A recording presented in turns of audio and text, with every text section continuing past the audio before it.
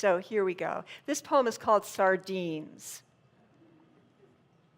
We go for Portuguese, my friend and I, family restaurant by the beach, nice tables. They bring olives without us asking. Even the bread tastes good. Do you like sardines? I ask her. I love those little chubby ones, come in a tin. They're brain food, you know, and great for your skin. So we tell the waiter, nice young guy, accent, wedding ring.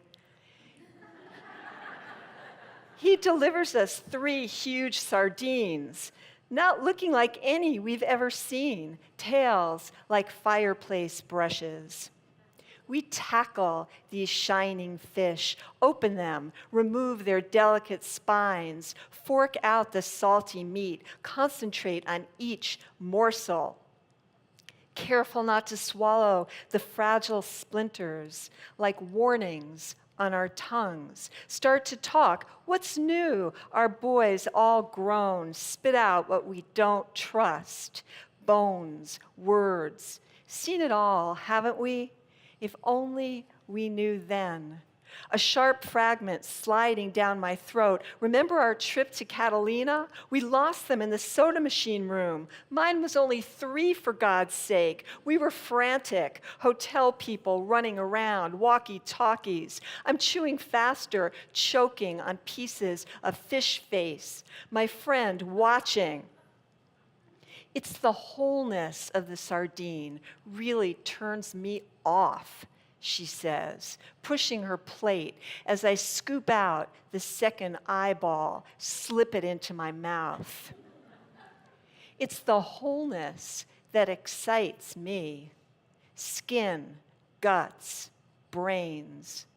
I want to taste the murky world beyond my future. I want to eat what stares at me in darkness, what has already seen its own death.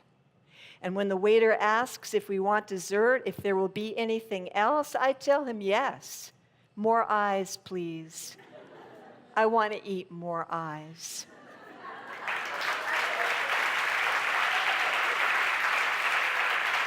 Thank you.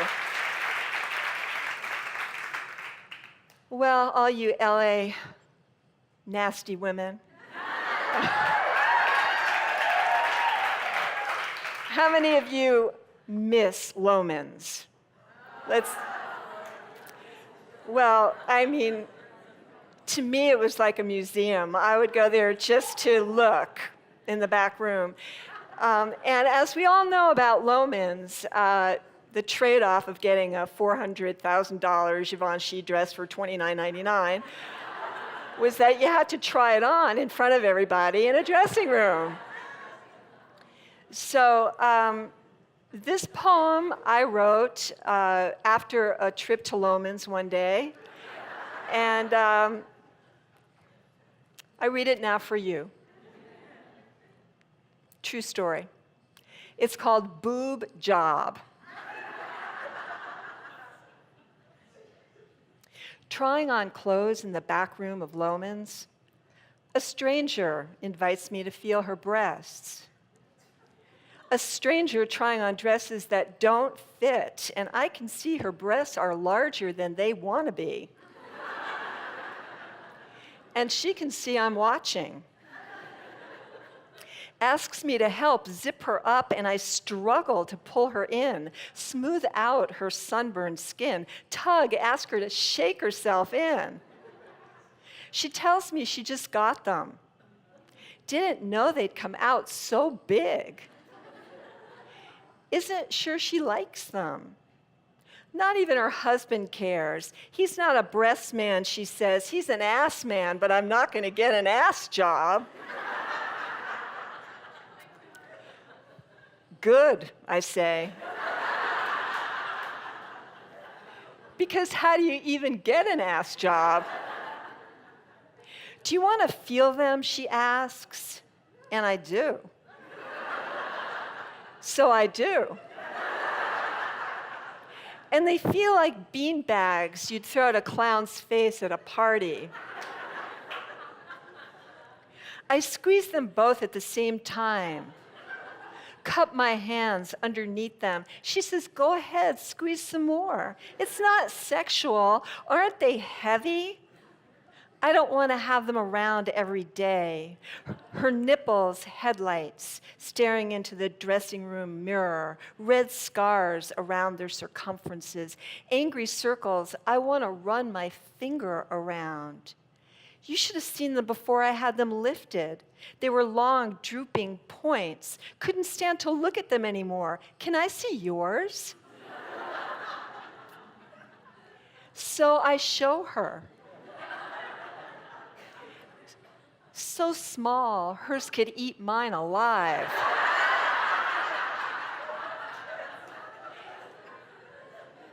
Nipples like walnuts. Do you think I should make mine bigger? And there we are, examining one another's boobs, touching, talking about them like they aren't even there. Don't matter. Forgetting how it felt when we were 12 or 13, one morning when they first appeared, sore, swollen, exciting, new. When they had the power to turn us into women, we no longer knew.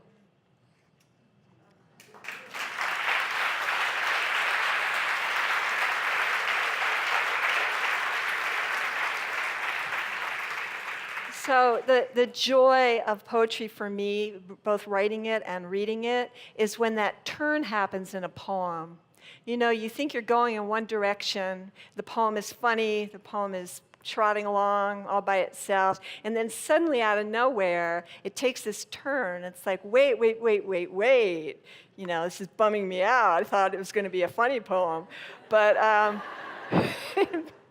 that's the joy and the discovery, and also the unknown that I live in now every day, and reading poetry is the same. You don't know where you're going, and it's very exciting. So I'm going to finish with a poem. Again, a lot of the talks today have been about, you know, who are we, and finding out who we are, and wanting to know who we are. So I could ask for a show of hands like Lohman's. How many of you have been to a fortune teller or a card reader or an astrologer? See, there we go. You can admit it. And have any of you ever been to a lipstick reader? Well, of course not. I have.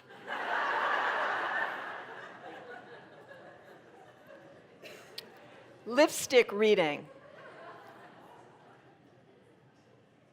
I had my lipstick read at a cocktail party.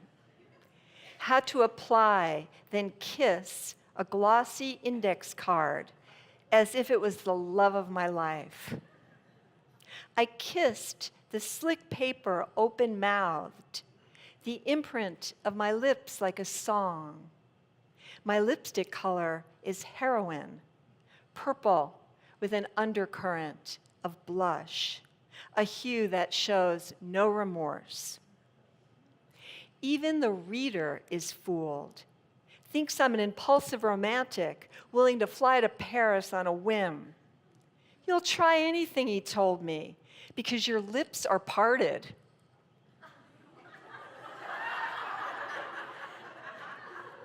Yet, the corners are joined together. A circle of friends holding hands. White sky in the middle, a hole for me to disappear into. Just tell me, I ask. Tell me about the crease on my upper lip. Read it. Explain why it's always been there. A trail leading nowhere. Thank you.